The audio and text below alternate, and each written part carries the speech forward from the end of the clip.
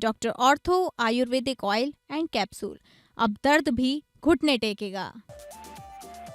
संसद सत्र का आज 8वां दिन। वंदे मातरम के 150 साल पूरे होने पर लोकसभा में विशेष चर्चा। लोकसभा में चर्चा के दौरान पीएम मोदी ने कहा, कांग्रेस ने वंदे मातरम पर मुस्लिम लीग के सामने घुटना टेक दिया। प्रियंका गांधी ने किया पलटवार, बिना तथ्य कांग्रेस पर आरोप न लगाए मोदी सरकार।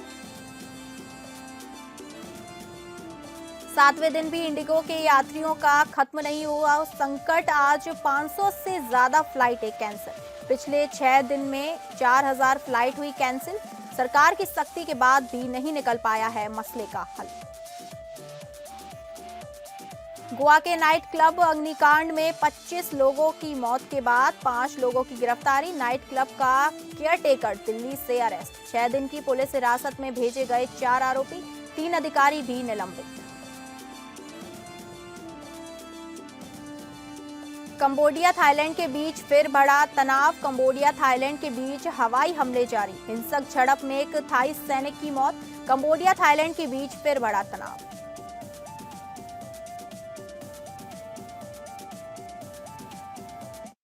नमस्कार, आप सभी का बहुत बहुत स्वागत है और मैं हूं आपके साथ अंकिता सिंह। बुलेटिन की शुरुआत करेंगे। प्रधानमंत्री नरेंद्र मोदी ने सोमवार को लोकसभा में जारी राष्ट्रगीत वंदे मातरम पर चर्चा के दौरान कहा कि वंदे मातरम के गीत ने देश की आजादी को ऊर्जा दी। उन्होंने कहा कि वंदे मातरम में हजारों वर्ष की सांस्कृतिक ऊर्जा भी थी, इसमें आजादी का जज्बा भी था और आजाद भारत का विजन भी था। लोकसभा में वंदे मातरम के 150 वर्ष पूरे होने पर आयोजित चर्चा में पीएम मोदी ने वंदे मातरम के कहा कि जब वंदे मातरम के 50 वर्ष पूरे हुए थे तब देश गुलामी की जंजीरों में जकड़ा हुआ था। जब इसके 100 वर्ष पूरे हुए तब देश आपातकाल के अंधेरे में था और आज जब इसके 150 वर्ष पूरे हो रहे हैं तो भारत विश्व की 5वीं सबसे बड़ी अर्थव्यवस्था बन चुका है और तेजी से आगे बढ़ रहा है। वंदे मातरम के इतिहास की चर्चा करते हुए पीएम मोदी ने कहा कि वंदे मातरम के साथ विश्वासघात क्यों हुआ। पीएम ने कहा कि हमें उन परिस्थितियों को भी हम अपने नई पीढ़ी को बताएंगे जिनकी वजह से वंदे मातरम की वजह से विश्वासघात किया गया। लोकसभा में पीएम नरेंद्र मोदी ने कहा कि वंदे मातरम के प्रति मुस्लिम लीग की विरोध की राजनीति तेज हो रही थी। जिन्ना ने लखनऊ से 15 अक्टूबर 1937 को वंदे मातरम के विरुद्ध नारा दिया। कांग्रेस के तत्कालीन अध्यक्ष जवाहरलाल नेहरू को अपना सिंहासन डोलता दिखा, बजाय कि नेहरू जी मुस्लिम लीग के आधारहीन बयानों का तगड़ा जवाब देते, करारा जवाब देते, मुस्लिम लीग के बयानों की निंदा करते और वंदे मातरम के प्रति खुद की भी और कांग्रेस की निष्ठा को प्रकट करते। लेकिन यहाँ उल्टा हुआ। पीएम मोदी ने कहा कि जिन्ना के विरोध के 5 दिन बाद ही 20 अक्टूबर 1937 को नेहरू जी ने सुभाष बाबू को चिट्ठी लिखी। चिट्ठी में जिन्ना की भावना से नेहरू जी ने अपनी सहमति बताते हुए कहा, वंदे मातरम की आनंद मठ वाली पृष्ठभूमि मुसलमानों को इरिटेट कर सकती है। नेहरू जी कहते हैं, मैंने वंदे मातरम गीत का बैकग्राउंड पढ़ा है। मुझे लगता है कि ये जो बैकग्राउंड है इससे मुस्लिम भड़केंगे। इसके बाद कांग्रेस की तरफ से बयान आया कि 26 अक्टूबर से कांग्रेस कार्य समिति की बैठक कलकत्ता में होगी जिसमें वंदे मातरम के उपयोग की समीक्षा की जाएगी। 26 अक्टूबर को कांग्रेस ने इस पर समझौता कर लिया। पीएम मोदी ने कहा कि इस फैसले के पीछे ये चोला पहना गया कि ये सामाजिक सद्भाव के लिए किया गया, लेकिन कांग्रेस ने मुस्लिम लीग के सामने घुटना टेक दिया।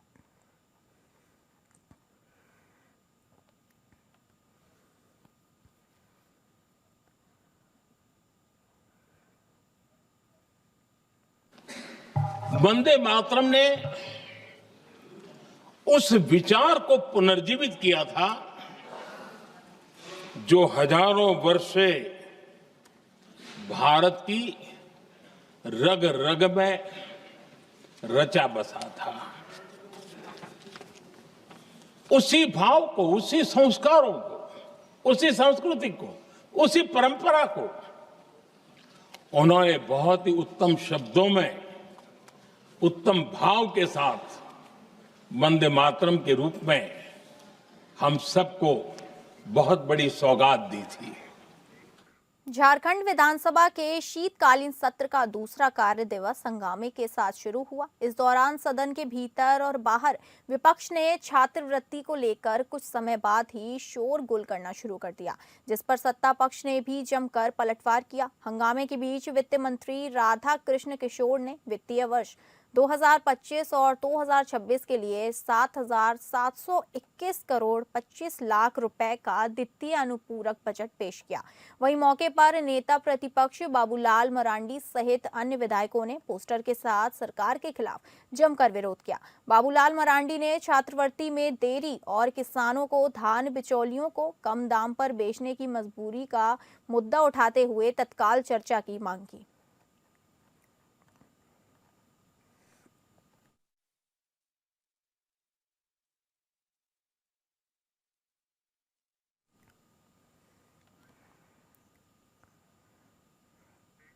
गोवा के birch boy Romeo lion night club अग्निकांड के बाद पुलिस ने कार्यवाही तेज करते हुए दिल्ली से एक और आरोपी को गिरफ्तार किया है। ये 5वीं गिरफ्तारी है। पकड़ा गया आरोपी भारत सिंह क्लब का ऑपरेशंस मैनेजर था और रोजाना चलने वाली गतिविधियों की जिम्मेदारी संभालता था। इससे पहले गिरफ्तार मैनेजर्स ने पूछताछ के दौरान उसका नाम सामने रखा था, जिसके बाद दिल्ली के एक सब्जी मंडी इलाके से उसे हिरासत में लिया गया। पुलिस अब उससे क्लब की सुरक्षा खामियों और संचालन में हुई चूक को लेकर पूछताछ कर रही है। भड़की आग में 25 लोगों की मौत हो गई, जिनमें 20 क्लब कर्मचारी और 5 पर्यटन शामिल हैं। अधिकतर मौतें दम घुटने की वजह से हुई। क्लब के भीतर बने संकरी गलियां, छोटे दरवाजे और भीड़ ने लोगों के बाहर निकलने में बड़ी बाधा पैदा की। आग लगने के समय करीब 100 लोग डांस फ्लोर पर मौजूद थे। चश्मदीदों ने बताया कि डांसर के प्रदर्शन के दौरान इलेक्ट्रिक फायर क्रैकर्स फूटे, जिसके ही कुछ सेकंड में पूरी संरचना आग की चपेट में आ गई। सबसे चौंकाने वाली बात ये रही कि क्लब के पास फायर डिपार्टमेंट का एनओसी भी नहीं था। मुख्यमंत्री प्रमोद सावंत ने इसे गंभीर लापरवाही बताते हुए कहा कि शुरुआती जांच में पुष्टि हुई कि क्लब ने फायर सेफ्टी मानकों का पालन नहीं किया था। उन्होंने मुख्य सचिव वी कांडवेलु और डीजीपी आलोक कुमार को निर्देश दिया कि उन अधिकारियों की पहचान की जाए जिन्होंने नियमों के बावजूद क्लब को संचालन की अनुमति दी।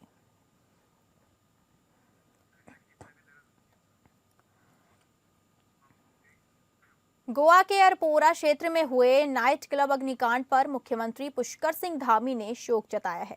उन्होंने कहा कि इस घटना में उत्तराखंड के भी कई लोग हताहत हुए हैं। मुख्यमंत्री पुष्कर सिंह धामी ने गोवा के मुख्यमंत्री डॉक्टर प्रमोद सावंत से दूरभाष पर वार्ता कर विस्तृत जानकारी प्राप्त की। इस दुर्घटना में उत्तराखंड के 5 युवाओं की मौत हुई। वहीं राज्य सरकार ने इस मामले में जरूरी कदम उठाने के स्पष्ट निर्देश जारी किए हैं। गोवा में हुई घटना पर उत्तराखंड सरकार लगातार नजर बनाए हुए है।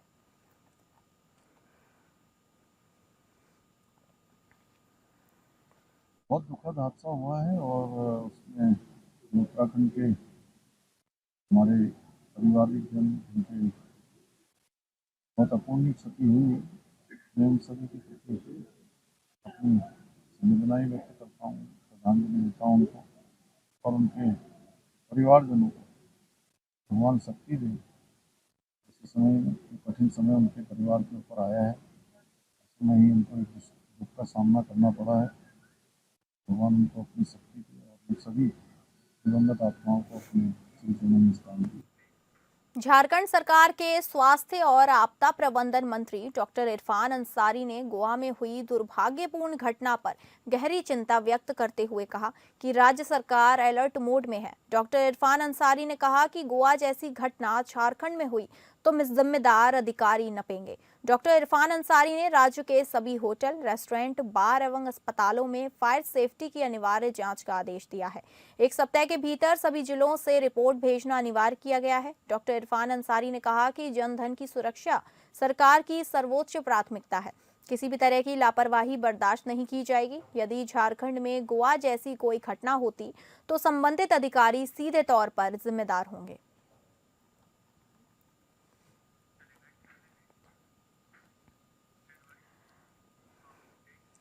देश की सबसे बड़ी एयरलाइन इंडिगो की उड़ान सेवाएं आज भी पटरी पर नहीं लौट सकी। दिल्ली, श्रीनगर, हैदराबाद, बेंगलुरु समेत कई एयरपोर्ट पर 500 से ज्यादा फ्लाइट कैंसिल हो चुकी हैं। एक दिन पहले भी एयरलाइन ने 650 से ज्यादा उड़ानें रद्द की थी। हालांकि कंपनी ने 2300 दैनिक उड़ानों में से 1650 संचालित करने का दावा किया है। इंडिगो के सीईओ पीटर एल्बर्ट्स ने कहा, स्थिति रोज बेहतर हो रही है। 10 दिसंबर तक नेटवर्क स्थिर होने की उम्मीद है। पहले कंपनी ने 10 से 15 दिसंबर तक सामान्य होने की बात कही थी। इंडिगो ने हालिया उड़ान संकट के दौरान 610 करोड़ के रिफंड प्रोसेस किए हैं। इसके साथ ही 3000 यात्रियों का बैगेज वापस पहुंचा दिया है। सरकार ने एक दिन पहले ही रिफंड रविवार शाम 8 बजे तक पूरा करने और अलग हुए बैगेज 48 घंटे में यात्रियों को लौटाने का निर्देश दिया था।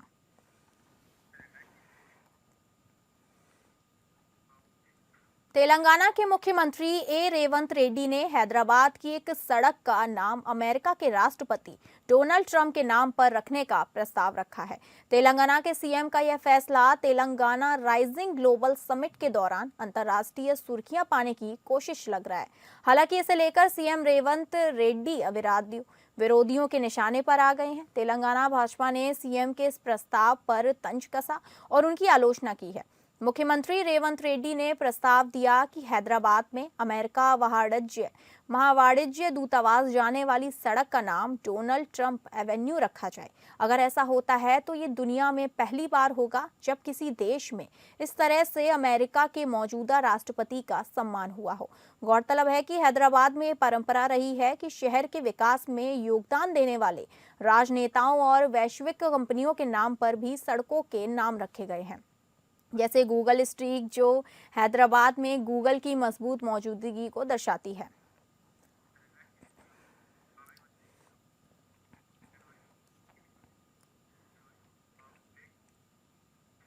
हैदराबाद में बाबरी मस्जिद की याद में एक मेमोरियल बनाए जाने की घोषणा ने देश की राजनीति में नई हलचल पैदा कर दी है।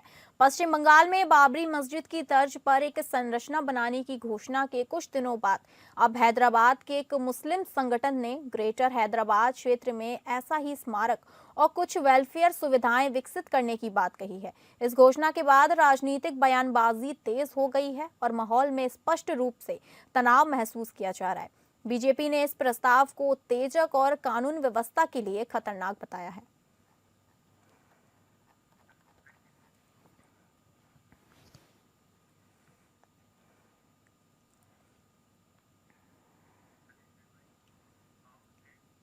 पश्चिम बंगाल के मुर्शिदाबाद में टीएमसी के पूर्व नेता द्वारा बाबरी मस्जिद के नाम पर शिलान्यास किए जाने को लेकर सियासत तेज हो गई है। इस पूरे विवाद पर पूर्व केंद्रीय मंत्री अश्विनी कुमार चौबे ने कड़ा बयान देते हुए पश्चिम बंगाल में राष्ट्रपति शासन लगाने की मांग की है। भागलपुर के सर्किट हाउस में प्रेस को संबोधित करते हुए चौबे ने कहा कि उन्हें मस्जिद से कोई आपत्ति नहीं है, लेकिन विदेशी आक्रमणकारी बाबर के नाम पर मस्जिद का शिलान्यास करना देश की सनातन संस्कृति का अपमान है, जिसे हिंदुस्तान किसी भी कीमत पर स्वीकार नहीं करेगा।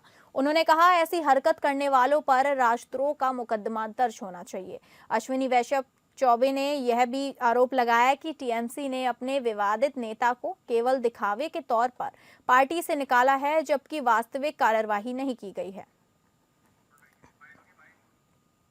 फिर से इस देश में कोई बाबरी मस्जिद नहीं बनेगा, कोई आक्रमणकारियों के नाम पर मस्जिद नहीं बनेगा। किसका मजाल कि इस देश में बाबरी मस्जिद फिर से बन जाए। केंद्र सरकार एक्शन कभी नहीं बनेगा। निश्चित रूप में केंद्र सरकार से मैं आग्रह कर रहा हूं, राष्ट्रपति महोदय से भी और आदरणीय प्रधानमंत्री से, कि जिस प्रकार से सह दिया जा रहा है बंगाल की सरकार से, अविलंब बंगाल की सरकार को भी बर्खास्त करके राष्ट्रपति शासन लागू हो। ये मैं स्पष्ट कह रहा हूं, राष्ट्रपति शासन लागू हो, अन्यथा इस देश को फिर से कितने लोगों को कुर्बानी देनी पड़ेगी ये मैं नहीं बता सकता। जैसे 500 वर्षों तक कितने लोग कुर्बान हो गए रामलला के, हमारे जैसे हजारों लोगों की हड्डियां टूटी और कई लोग शहीद हो गए। मैं फिर से एहसास दिलाना चाहता हूं अपनी सरकार को कि अविलंब देर ना करते हुए इस पर देशद्रोही का मुकदमा चलाया जाए और इनको शिक्षों में बंद किया जाए। सप्तशृंगी गढ़ माता के दर्शन के लिए जा रहे श्रद्धालुओं की इनोवा कार रविवार को घाट रोड पर भावरी झरने के पास हादसे का शिकार हो गई। ओवरटेक करते हुए समय कार बेकाबू होकर करीब 800 फीट गहरी खाई में जा गिरी। इस भीषण दुर्घटना में पटेल परिवार के 6 श्रद्धालुओं की मौके पर मौत हो गई। सभी मृतक पिपल गांव बसवंत के रहने वाले थे और आपस में रिश्तेदार बताए जा रहे हैं। हादसे के बाद पुलिस, सप्तशृंगी गढ़ डिजास्टर मैनेजमेंट टीम और ग्राम पंचायत के सदस्य मौके पर पहुंचे। कार लगभग 600 फीट गहरी खाई में गिरी होने के कारण शवों को निकालने में भारी मुश्किलें आईं।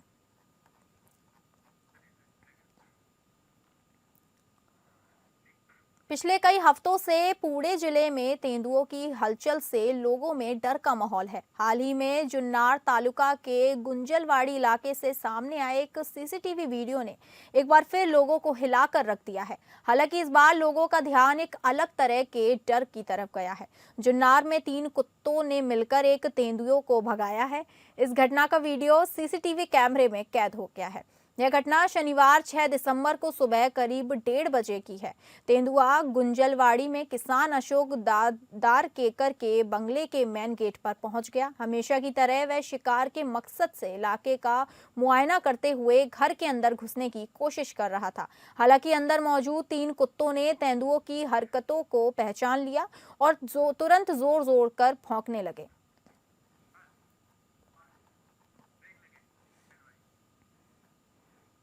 थाईलैंड ने कंबोडिया के साथ विवादित सीमा क्षेत्र में हवाई हमले शुरू कर दिए हैं। थाई सैन्य अधिकारियों ने सोमवार को बताया कि यह कार्रवाई उस समय की गई जब दोनों देशों ने एक दूसरे पर अमेरिका के राष्ट्रपति डोनाल्ड ट्रंप द्वारा कराए गए संघर्ष विराम समझौते को तोड़ने का आरोप लगाया। थाई सेना के बयान के मुताबिक पूर्वी प्रांत ओबोन रत्याथानी के 2 इलाकों में ताजा झड़पों में एक थाई सैनिक की मौत हुई है और 4 घायल हुए हैं। सेना ने कहा कि उनके जवानों पर कंबोडिया की ओर से गोलीबारी की गई, जिसके बाद उन्होंने कई सैन्य ठिकानों पर हवाई हमला शुरू किया। वहीं कंबोडिया के रक्षा मंत्रालय ने कहा कि थाई सेना ने आज सुबह उनके 2 सैन्य ठिकानों पर हमला किया। मंत्रालय ने दावा किया कि पिछले कई दिनों से थाई सेना उकसाने वाली गतिविधियां कर रही है और कंबोडियाई सैनिकों ने जवाबी कार्रवाई नहीं की। दोनों देशों के बीच जुलाई में तनाव भड़का था, तब 5 दिन तक संघर्ष चला। इसके बाद मलेशिया के प्रधानमंत्री अनवर इब्राहिम और ट्रंप की मध्यस्थता में संघर्ष विराम कराया गया था।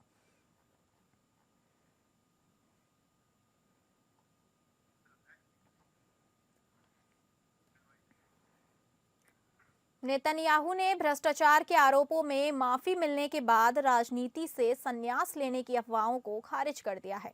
उन्होंने स्पष्ट किया कि वो सार्वजनिक जीवन में सक्रिय रहेंगे और देश के लिए काम करते रहेंगे। उन्होंने अपने समर्थकों को आश्वासन दिया कि वह देश की सेवा में हमेशा तत्पर रहेंगे। इजरायली प्रधानमंत्री बेंजामिन नेतन्याहू ने कहा कि इजरायल और हमास बहुत जल्द सीज फायर के दूसरे चरण में प्रवेश करेंगे। यह चरण तब शुरू होगा जब हमास गाजा में बचे अंतिम इजरायली बंधक रण गिवली का शव लौटा देगा। 24 वर्षीय पुलिस अधिकारी गिवली 7 अक्टूबर 2023 के हमले में मारे गए थे और उनका शव गाजा ले जाया गया था।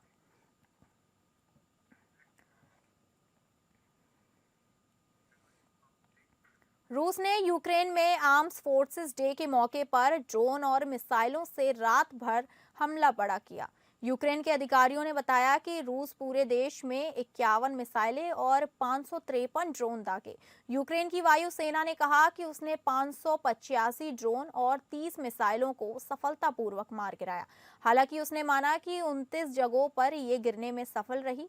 यूक्रेन के गृह मंत्री इहोर क्लिमेंको ने जानकारी देते हुए बताया कि पूरे देश में कम से कम 8 लोग घायल हुए हैं। राजधानी कीव के इलाके में स्थानीय अधिकारियों ने कम से कम 3 लोगों के घायल होने की खबर दी है। रूसी ड्रोन पश्चिम में क्लीव इलाके तक देखे गए। यूक्रेन के नेशनल एनर्जी ऑपरेटर यूक्रेनर्गो ने कहा कि रूसी ड्रोन और मिसाइल की बाढ़ का निशाना पावर स्टेशन और ऊर्जा ढांचा था।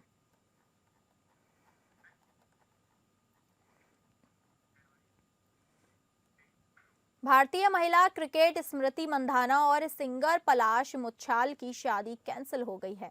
स्मृति और पलाश ने इंस्टाग्राम पर स्टोरी लगाकर इसकी जानकारी दी। दोनों की शादी 23 नवंबर को होनी थी।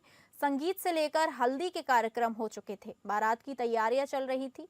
ऐसे में 23 नवंबर की सुबह स्मृति के पिता को हार्ट अटैक आने से शादी पोस्टपोन कर दी गई।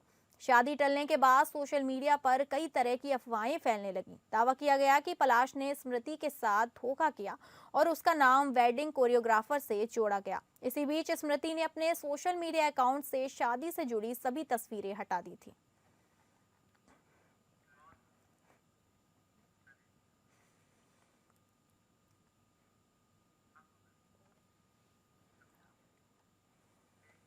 रियलिटी शो बिग बॉस 19 के ग्रैंड फिनाले को जीतकर इस सीजन के विजेता गौरव खन्ना बने हैं, जबकि फरहाना भट्ट रनर अप रही। वहीं अमाल मलिक पांचवें, तान्या मित्तल चौथे और प्रणीत मोरे तीसरे स्थान पर रहे।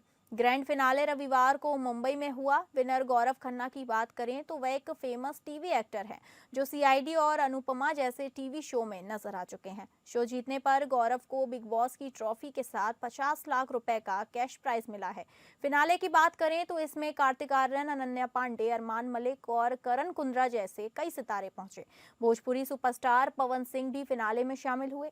शो में उन्हें लॉरेंस गैंग की ओर से शामिल न होने की धमकी आई थी, इसके बावजूद वो शो में पहुंचे।